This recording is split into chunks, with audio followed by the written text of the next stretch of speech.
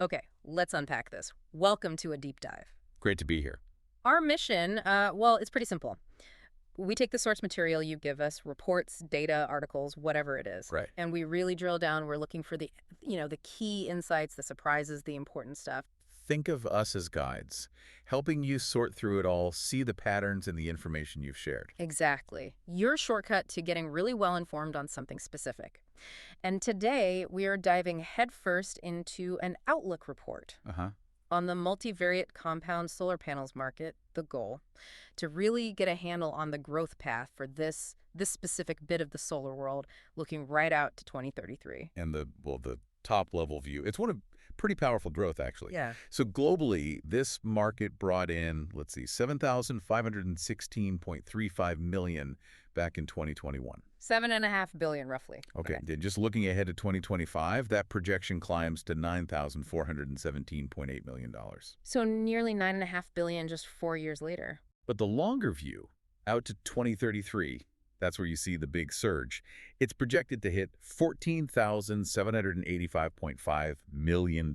Wow. Okay, so that's nearly double the 2021 figure, almost 15 billion. Exactly. So that whole arc, 2021 through 2033, gives you a global compound annual growth rate, the CAGR, of 5.8%. 5.8% globally. The report frames this as really strong, sustained expansion. Absolutely. Powered by that whole global push for clean energy we keep seeing. But what's really interesting, and the report digs into this, is how that growth isn't, uniform across the globe. Not at all. It plays out very differently depending on where you look.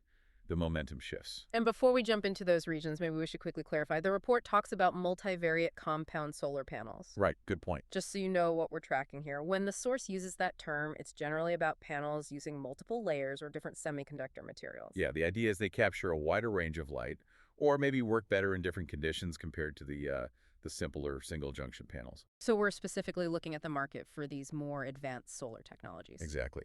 And it's that tech edge plus other factors the report mentions that's driving this segment. Now, looking at the regions, North America, it's a huge piece of the pie. It really is. The source puts its value at $3,104.25 million in 2021. Okay. Projected to hit $3,828.34 million by 2025. Mm-hmm. And then grow pretty significantly to $5,825.47 million by 2033. So that works out to a regional KGR for North America of 5.388%. Yeah. Solid growth. And within that, the U.S. is obviously the giant, value-wise, forecasted over $4.5 billion by 2033. But it's interesting, as you said, growth rates vary. Canada, starting smaller, is actually projected for a slightly higher CGR. Yeah, 6.023% for Canada. And Mexico, too, showing strong momentum at 5.554% annual growth. Okay, let's hop across the Atlantic. Europe, substantial market, but like you said, more varied growth. Definitely more varied. It was 1,420.59 million in 2021, growing to an expected 2,670.03 million by 2033. Which gives Europe a regional KGR of 5.288%, slightly lower than North America's overall. Right, and you really see that diversity country by country. You've got Germany, for instance, projected at a strong 6.002% CAGR. Okay, that's quite high for the region. And Spain, too, 5.647%, Right. also above the average. But then you look at, say, France or Italy, Russia. Their growth rates are more moderate? Yeah, France at 4.665%. Italy, 4.864%. Russia, even lower at 4.277%. So it's just, different market conditions, maybe different policy environments affecting this specific tech's uptake. Right, different stages of adoption or focus. Exactly. Now, Asia Pacific, this is where the report gets really emphatic about growth. Okay, this is the hot spot. Pretty much. Highest growth momentum globally, according to the source. Started at 1,623.53 million in 21. Right. Projected to more than double, hitting 3,592.87 million by 2033. Wow, more than double. And the CAGR. That translates to a regional KGR of 6.852%. That's really It's almost 7%. What's driving that acceleration in APAC? Well, the report points to strong government backing, huge investments in clean energy infrastructure over there. And that's specifically boosting these advanced compound panels. Seems to be a key factor, yes. This audio was created with podcastle.ai. These advanced compound panels. Seems to be a key factor, yes. And the country breakdown is fascinating. China, of course, is just massive, Yeah, projected over $1 billion by 2033. with a CAGR of 7.051%, Very strong. but not the highest in the region. No. Remarkably, India's are projected to grow even faster. The report pegs India's CAGR at 7.755%. Whoa, nearly 8%. Yeah, it highlights really rapid future expansion potential there. And other key markets, Oh, right. Japan, South Korea. Also strong. Both projected above 6% CAGR. Japan at 6.065%, South Korea 6.339%. Okay. And Southeast Asia as a whole is another really high growth area, 7.305% CGR projected. Impressive. Singapore within that. Singapore's strong too, 7.186%. So yeah, APAC really does look like the engine room for this market over the next decade, based on these projections. Okay, shifting focus. South America, what's the picture there? Healthy growth there as well. The market value is about $556 million in 2021. It's expected to double, reaching $11,116.3 million by 2033. Doubling again. And the regional CR Is 5.923%. So pretty solid, close to the global average. and within South America, any standouts? Well, the report highlights Argentina and Chile. They are particularly strong projected growth rates. How strong? Argentina at 6.469% and Chile at 6.197%. So both over 6%. Okay. And Brazil, the biggest market. Brazil solid too. Expected growth at 5.782%. It reflects that, growing investment in solar policies across the continent. Makes sense. Okay. Middle East. Middle East started at around $436 million in 2021, Right. projected to double to $874.86 million by 2033. Another doubling. The CAGR there. 5.962%. Again, right around that global average mark. Interesting. Any countries driving that particularly hard? The UAE really stands out in the projections here. A notably high growth rate forecast at 6.686%. Okay, over 6.5%. That's significant. Yeah, and Turkey also showing good momentum at 6.311%.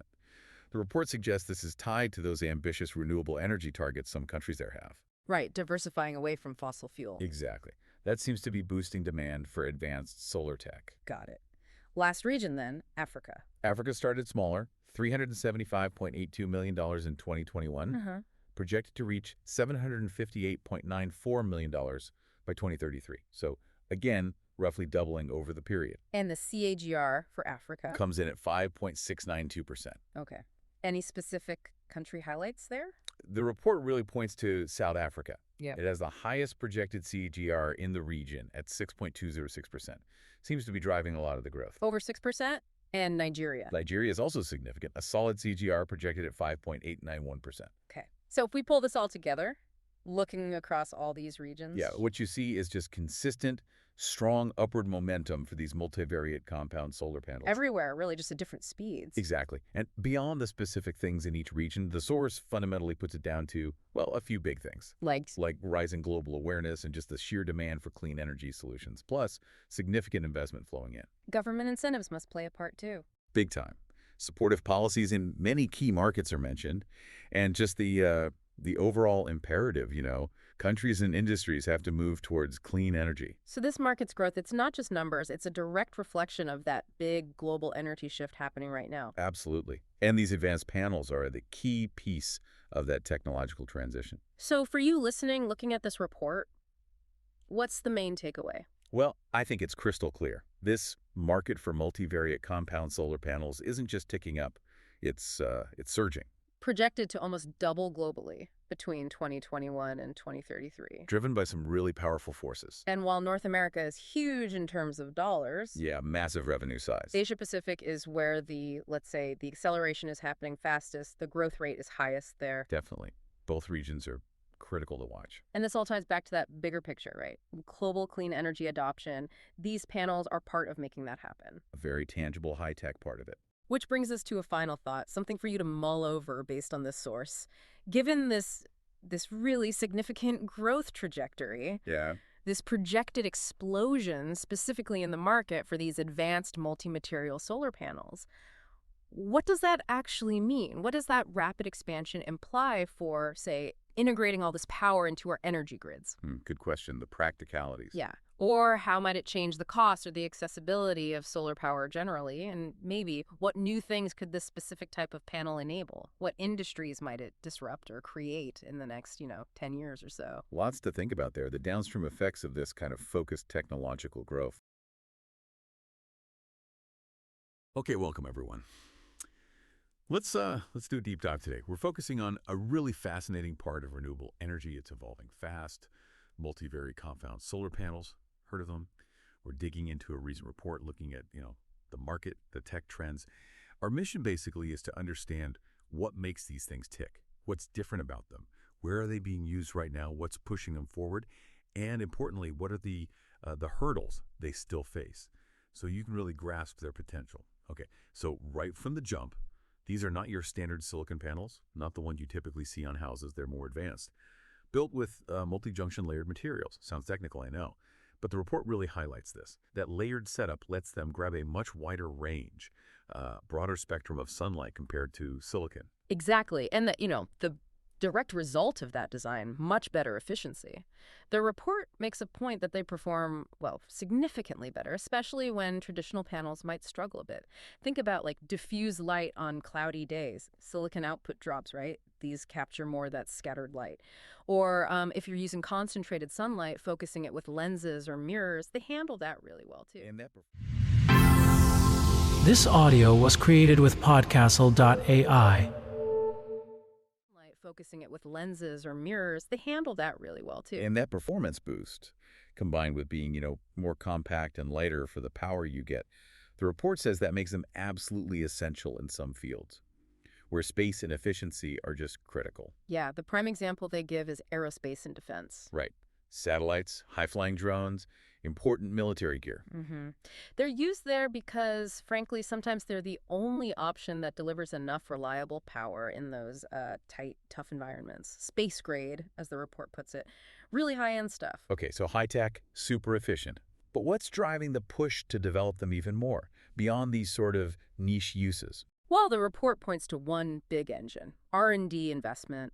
A lot of it. We're seeing governments, private companies really pouring money in. Okay. But it's not just that they're spending, it's how. The report mentions a real focus on improving like the manufacturing methods, how they actually build those precise layers, and also on finding cheaper materials, substrates that aren't quite as exotic or expensive as what's used now. So trying to tackle that cost issue head on. Exactly. Targeted efforts, not just small tweaks. Which brings us to the big question, doesn't it? If they're so great, why aren't they everywhere yet? What are the main roadblocks the report flags? Yeah, the biggest one, no contest, is cost. Manufacturing these is, well, it's expensive. Very.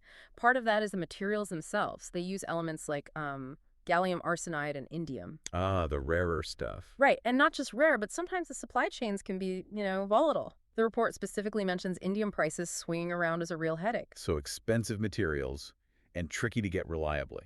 Precisely. Yeah. And then there's just making them. The report talks about the fabrication complexity.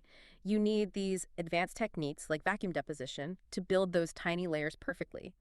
That means highly specialized factories, skilled workers. It's not easy or cheap to scale up, which limits how many can be made commercially and keeps the price high, especially for, say, putting them on your house or in big solar farms where cost is key. Okay, so amazing performance potential, but yeah, high cost, complex manufacturing, big challenges. Given all that, where does the report see this technology going? What are the sort of promising future trends? That's the interesting part, how they might overcome these issues or find new niches. The report sees a few key directions. One is integrating them into, like, hybrid systems, pairing them up with trackers. Trackers, like mounts that follow the sun. Exactly, yeah. Single or dual axis trackers to really maximize the sunlight they capture because they're so efficient. And then adding battery storage. That way you get the most energy possible and can use it whenever needed.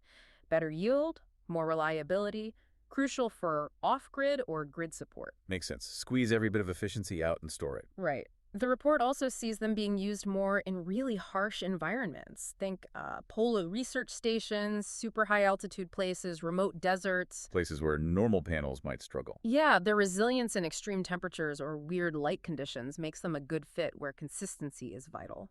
And you mentioned R&D. Is there work on making them, like, bendy or lighter? Yes, and this is where it gets potentially really transformative long-term. The report highlights ongoing research into lightweight, flexible, maybe even semi-transparent versions. Well, okay. Imagine that. Solar power not just on roofs, but maybe built into the sides of buildings or windows, maybe Right. even woven into fabric someday or shaped onto electric vehicles. That opens up a lot of possibilities. It really does. It changes it from just a panel to like an integrated power source embedded everywhere. So let's tie this together. What's the bottom line here? The significance. Well, connecting those dots, these multivariate compound panels seem poised to be really critical for pushing solar efficiency limits and also for changing where we can even put solar power, right? Despite those high costs and the manufacturing hurdles right now, the targeted research and their unique abilities, it suggests they could unlock applications we haven't even thought of for solar yet. Definitely sounds like a key area to watch in the future of energy then. Powerful potential, even with the current challenges. Absolutely.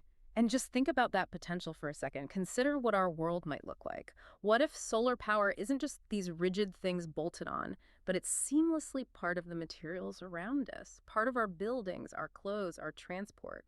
It fundamentally shifts the whole landscape of how and where we get our energy. Something to think about. This audio was created with podcastle.ai.